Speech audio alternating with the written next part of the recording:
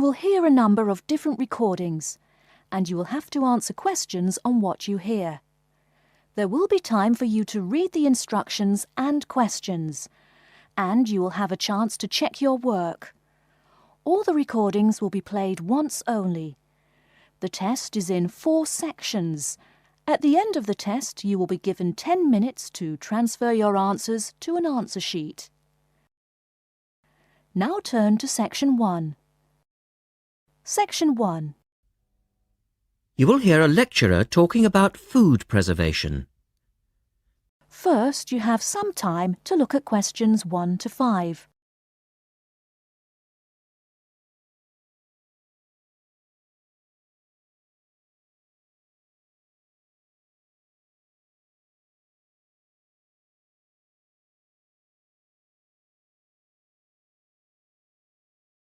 In today's lecture, I'd like to look at the topic of food preservation and start by asking the obvious question, why do we need to preserve food?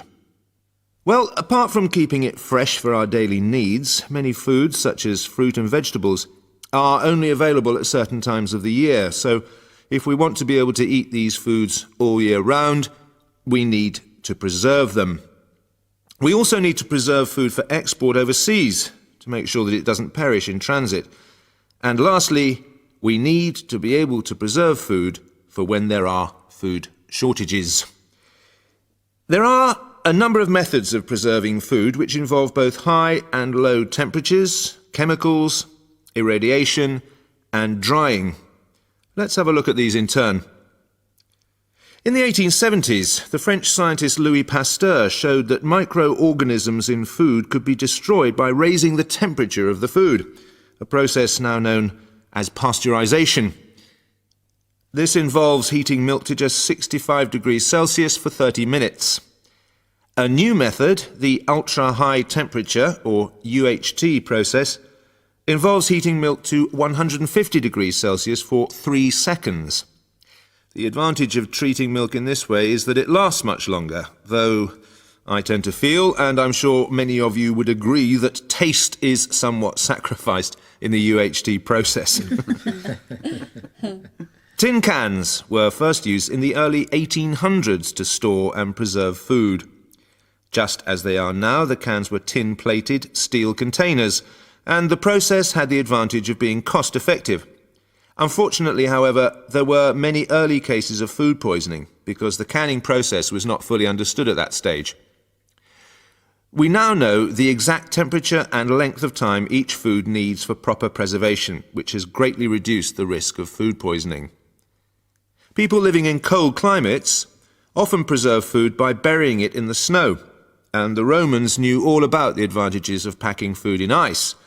But for most people, this was not an option until the invention of the refrigerator in 1834. Today, however, refrigeration is the most important means of preserving food because the food stays fresh without needing to be treated. However, refrigeration requires an electricity supply, and unfortunately, if the power goes off, so does the food. Before you hear the rest of the conversation, you have some time to look at questions 6 to 10.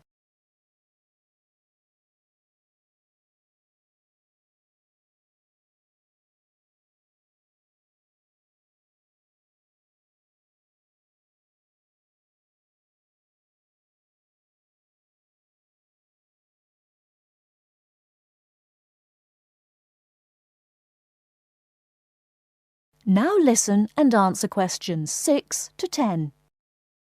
A variety of chemicals can be added to food, and you'll find their names listed on the labels of cans and bottles. Salt is probably the oldest of all the chemical preservatives and was used by many ancient civilizations for many years. Sugar also acts as a preservative and is used to preserve jams in much the same way that vinegar is used to pickle foods. Chemical preservatives are effective, but they do not suit all foods, and the processes involved are time-consuming. Another method of preserving food is by drying it.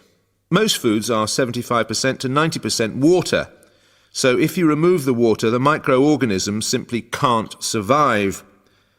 When food is dried, it not only lasts a long time, but it also becomes much lighter, which is a big advantage, as this makes it cheap to store.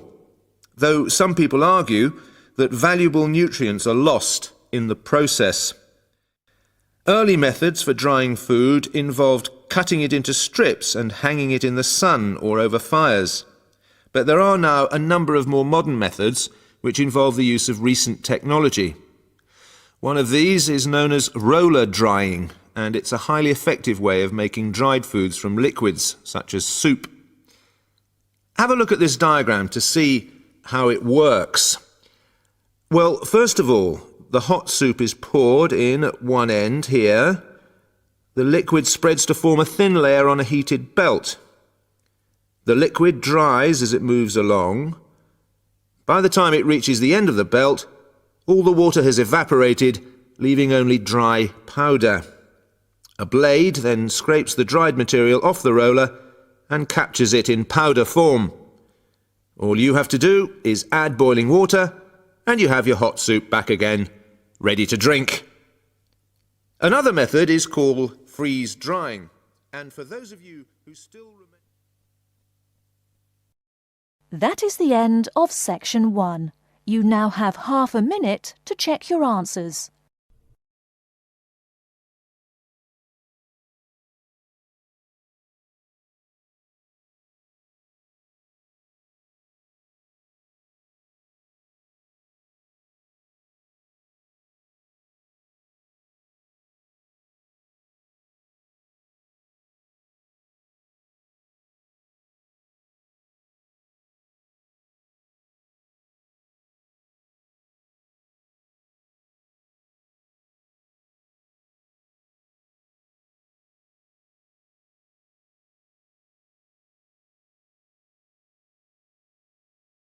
Section 2. You'll hear a tutor and 3 students discussing their work. First, you have some time to look at questions 11 to 17.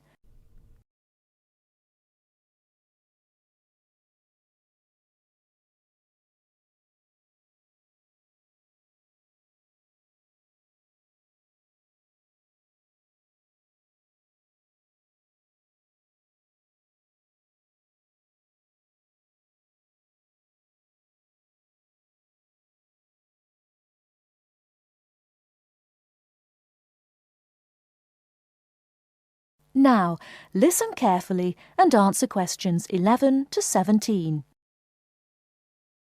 Good morning everyone. Well, in today's tutorial we're going to discuss the essays that you have to submit by the end of next week. Some of you will have already started them, which is good, and if you haven't, well that's okay, but you'll have to get a move on. So, let's begin with you, Simon. What's happening with you? Well, I've made a start on it. I researched the background quite extensively last weekend. I should get to the writing stage tomorrow with a bit of luck, and I'll get finished at the weekend. What are you writing about? I decided to look at the car manufacturing company Jaguar, examine the problems they had with reliability in the 1970s and 80s, how they dealt with it, and how it affected their marketing and sales strategy. That sounds pretty interesting. Any problems with that? At the start I had problems getting information from that far back, but after rooting around in the library I found some magazines which gave me information and also gave me references to find other stuff. It seems now the only problem is keeping to the 4,000 word limit. It just seems that I have so much to write about. It seems I'll need 5,000 or even 6,000 words to be able to cope. Yes, your essay title seems to me to be very wide-ranging. Would you think about cutting out part of it? How about looking at their sales and marketing strategy, but only mentioning the problems in the 70s and 80s and not going too far into it? That's a good idea. That will make it much easier to handle. By the way, how do you want us to hand in our work? Do you want us to drop in a hard copy to your office? You could do that, but I'd prefer it if you just emailed it to me as an attachment. You've all got my address. If not, give it to the secretary, clearly marked that it's for me. Right, Jennifer, how about you? I've not really got going on it yet, but I have decided on a subject. I'll try and do some research during the rest of this week, and I should get writing this weekend. Okay, what are you writing about then? I want to look into how supermarkets use market surveys to develop their products. Will you have enough time to find out what sort of things that the supermarkets do? You won't have much time for that. I should be okay. I've had a look in the stack system in the library and I found a magazine that surveyed all the UK major supermarkets and a trade publication that analysed the same things in Canadian supermarkets. Be careful about using their conclusions too much. The university takes a tough stance on plagiarism. Make sure you properly list where you get your information from in a bibliography and try and do your own analysis. Get going too, as that analysis will take a bit of time. OK, thanks. Before you hear the rest of the talk, you have some time to look at questions 18 to 20.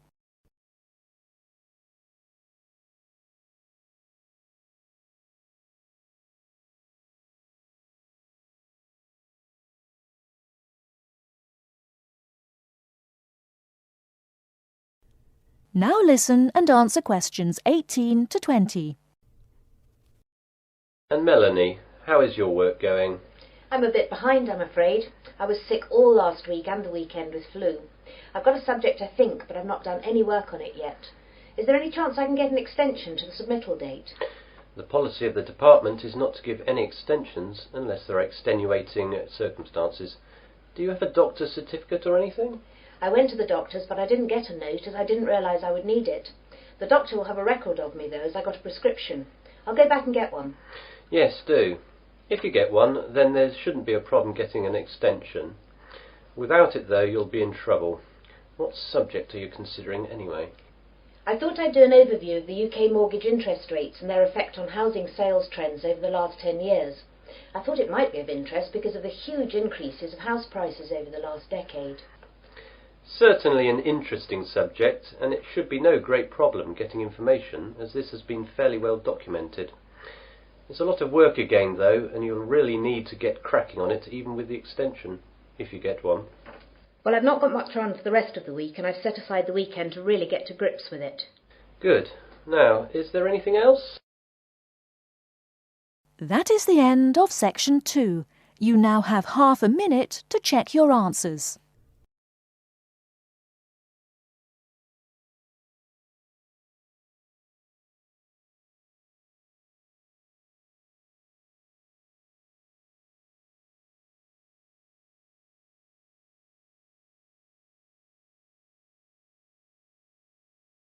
Section 3. You will hear a conversation between two students, Peter and Susan. They will talk about their activities at the weekend. First, you have some time to look at questions 21 to 24.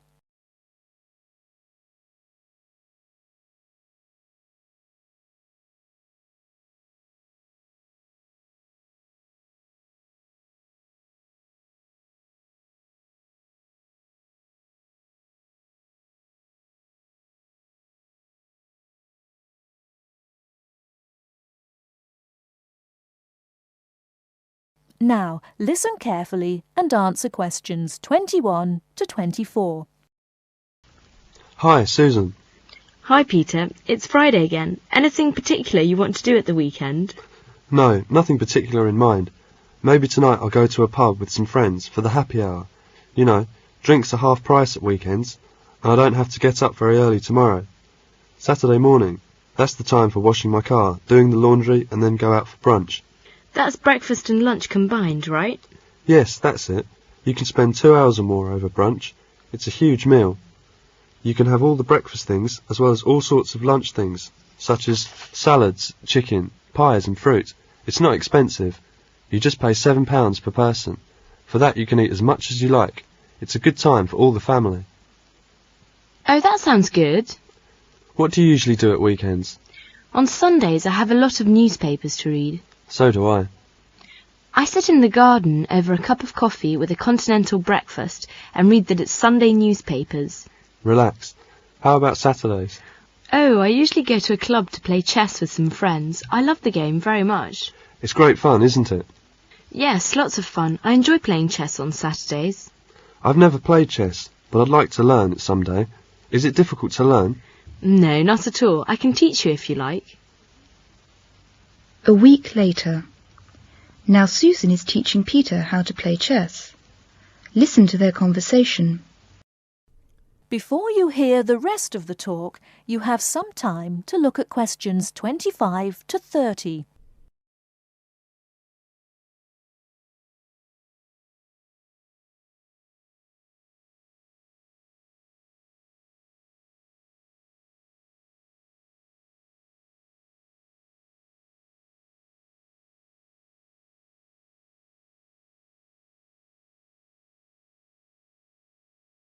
Now listen and answer questions 25 to 30. Could you teach me how to play chess now? Yes, it's a board game played by 2 persons. How many pieces does each person have?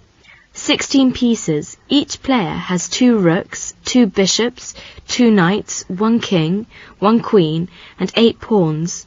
One person uses the light-coloured pieces and the other plays with the dark-coloured pieces. The colours are always called white and black, even if they are cream and red. At the beginning of the game, the pieces are set up on the chessboard as shown in the picture. Oh, I see. There are 64 squares on the board. The rows of squares across the board are called ranks. You mean the horizontal rows? Yes, the rows of squares up and down, the vertical rows, are called files. Lines of squares running diagonally are called diagonals. How to move the pieces? There are some rules. Each of the pieces has to move in a certain way. The players take it in turns to move their pieces and can move only one piece in each turn. Once you have touched a piece, you must move it. After you have moved it and taken your hand away, you must leave the piece where it is. So, you are not allowed to change your mind? No. Each player has 2 knights, a king's knight and a queen's knight. They are shaped like a horse's head. The knight is the only piece which can jump over pieces. It can jump over pieces of its own colour, or over enemies' pieces. The knight can move in any direction, forwards, backwards, or to either side, but it always has to move 3 squares at a time. When the knight moves, it must go 2 squares in one direction and then 1 square to the side. I have to remember this. What is the aim of the game? Well, it's to trap your opponent's king so it can't escape being captured. That is, there are no squares for it to escape to, no pieces to protect it, and no pieces to capture the checking piece. When this happens, it is called checkmate, and the player with the checking piece or pieces wins. I'm afraid I need a lot of practice. Thank you very much. That is the end of section 3. You now have half a minute to check your answers.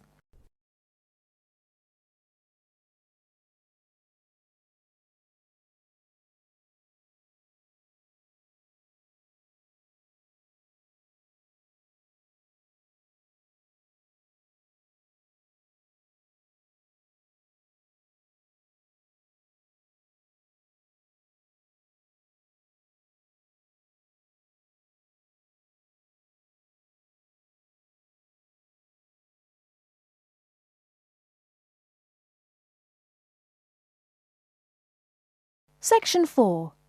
In this section, you'll hear a message left to John on how to look after the house. First, you have some time to look at questions 31 to 40.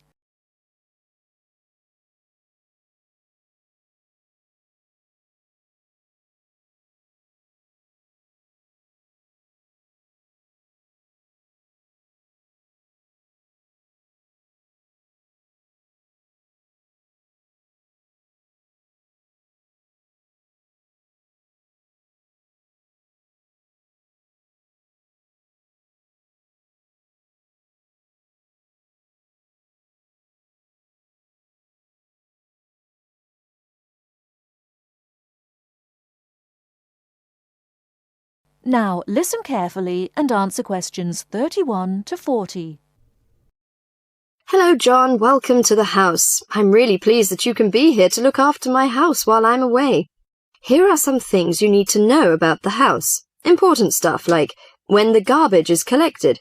In fact, let's start with the garbage, which is collected on Friday. Just write garbage on the calendar on the days they take it away. Put it out on Friday every week. That'll be Friday the 22nd, Friday 29th and Friday the 5th. It's a really good service. The trucks are quiet and the service is efficient. The bin would be put outside of the house empty. It's a good idea to put it away quickly. This street can be quite windy. I once watched my next-door neighbour chase her bin the whole length of the street. Every time she nearly caught up with it, it got away again. The waste paper will be collected this Tuesday. That's Tuesday the 19th. There's a plastic box full of paper in the front room. Please put it out on Tuesday. The truck will come during the day. If you don't mind collecting old newspapers and other paper and putting them in the box, I'll put it out when I come home. The paper people only come monthly. I have some things to give to charity in a box in the front room. Would you put it out on Monday the 25th, please? It's a box of old clothes and some bed linen which I've collected, plus a few other bits and pieces. The charity truck will come by during the day on the last Monday of the month. Like the paper people, it comes monthly. If you want to use the library, you'll find it on Darling Street. I've left my borrower's card near the telephone. It has a very good local reference section if you want to find out more about this city. The library is open from 9 a.m. to 5 p.m., Monday to Saturday. I'm sorry to say that we don't have a cleaner. Oh yes, filters. Would you please change the filters on the washing machine on the last week of the month, no matter which day? We find that the machine works much better if we change the filters regularly. The gas company reads the meter on the 30th, the last Saturday. I think that's all the information about our calendar of events. Well, John, I'm trying to think what else I should be telling you. As you know, I'm going to a conference in London. I hope to have a little time to look around. It's a great city. I do hope I manage to get at least some of the theatres and museums. I'm looking forward to all the things I have to do at the conference too. I'm giving a paper on Tuesday the 26th, and there are a couple of exciting events planned later in the conference programme. I hope to meet up with an old teacher of mine at the conference. She taught English literature at my high school, and we've kept in touch through letters over the years. She now teaches at the University of Durham, and I'm really looking forward to seeing her again. By the way, I expect you're hungry after your trip. I've left a meal in the refrigerator for you. I hope you like cheese and onion pie. Would you do me a favour, please? I haven't had time to cancel an appointment. It was made a long time ago, and I forgot about it until this morning. It's with my dentist for a checkup on Thursday the 28th. Could you please call the dentist on 8162-525 and cancel the appointment for me? Thanks a lot, John. One last thing. When you leave the house, make sure the windows and doors are shut, and set the burglar alarm. The alarm code number is 9120. Have fun. I'll see you when I get back. This is your friend Martha, saying goodbye. That is the end of section 4. You now have half a minute to check your answers.